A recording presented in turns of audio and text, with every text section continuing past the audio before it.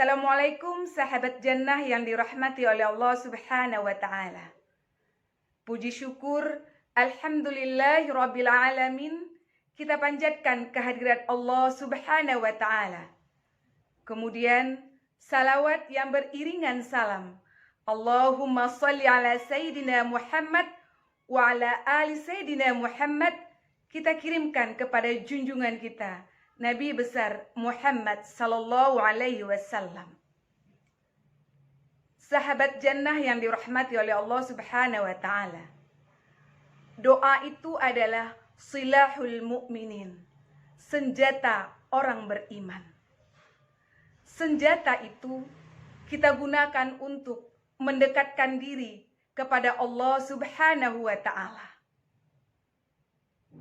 Kemudian ketika kita merasa doa kita tidak kunjung diijabah oleh Allah Subhanahu wa taala.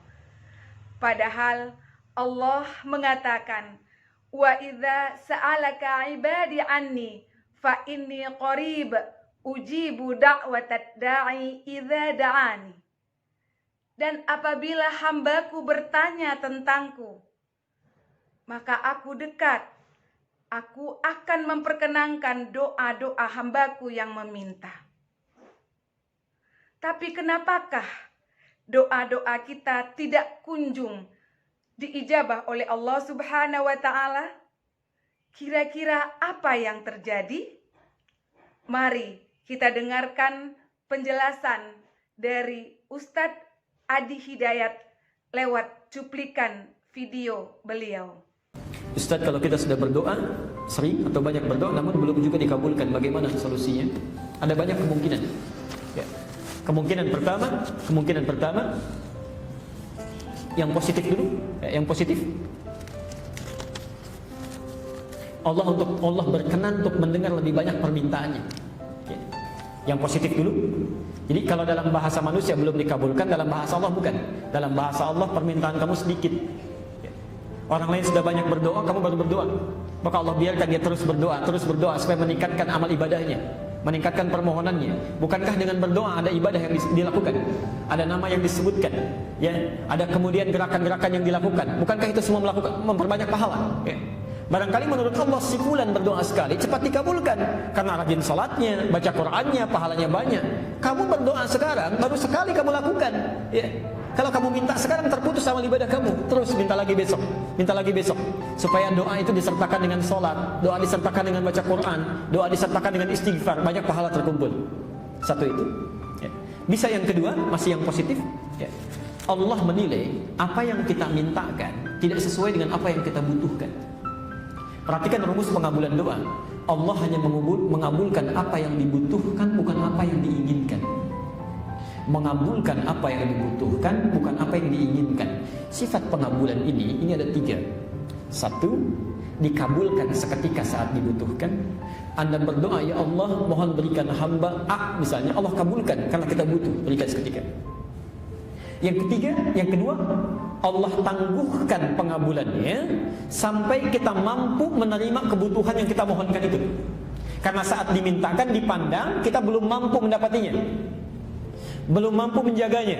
Ibu punya anak SD misalnya, ibu punya kemampuan, anaknya minta dibelikan motor. Saya tanya, dibelikan tidak? Kenapa?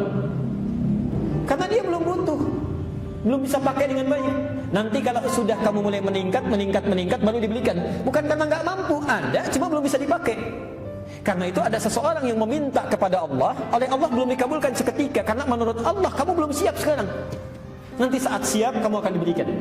Ada yang terkait dengan harta benda, ada yang terkait dengan keturunan. Ibu bisa terbayang nggak? Nabi minta kepada Allah supaya kiblatnya dipindahkan dari Masjidil Aqsa ke Masjidil Haram. Minta selama 3 tahun baru dikabulkan. Minta saat di Mekah dikabulkan di Madinah. 3 tahun dikabulkan. Nabi, Rasul dijamin masuk surga, bebas dari kesalahan, surga tingkat paling tinggi. Berdoa kepada Allah 3 tahun baru dikabulkan. Ada orang bukan Nabi, bukan Rasul, surganya belum jelas, amalan berantakan, hisab masih menegangkan, berdoa kepada Allah 3 hari ingin dikabulkan.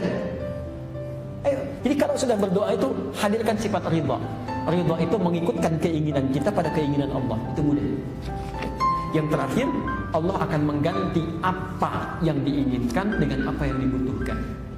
Ibu punya anak sakit, kata dokter jangan makan jeruk, makannya apel. Ya, maka ketika dia minta jeruk, ibu berikan apel. Kadang-kadang kita meminta sesuatu, sebetulnya Allah sudah jawab, tapi dalam bentuk yang lain yang kita butuhkan. Ya, baik. Kemungkinan terburuknya ada yang haram masuk ke dalam diri. Itu di hadis Muslim nomor hadis 1015, di Al-Arba'in nomor hadis yang ke-10. Ada sesuatu yang haram masuk ke dalam diri. Thumma dzakara ar-rajula yutilu as-safara ash'atha aghbara. Kemudian Nabi mengisahkan seorang lelaki menempuh perjalanan panjang sampai pakaiannya merantakan. Ya, yamuddu yadayhi ila as-sama', mengangkat tangannya ke langit. Fayaqulu ya Rabb ya Rabb. Kemudian membacakan Asmaul Husna, berdoa kepada Allah. Ini 3 hal ditempuh. Doa yang dilakukan dalam perjalanan menuju Allah itu cepat dikabulkan. Doa dalam keadaan diangkat tangannya dengan yang diam begini lebih cepat dikabulkan yang mengangkat tangannya. Ya, tapi ada ketentuan-ketentuannya nanti ya. Yang ketiga, doa yang menggunakan al-asmaul husna lebih cepat dikabulkan dengan yang mengucapkan secara langsung. Orang ini melakukan ketiga-tiganya.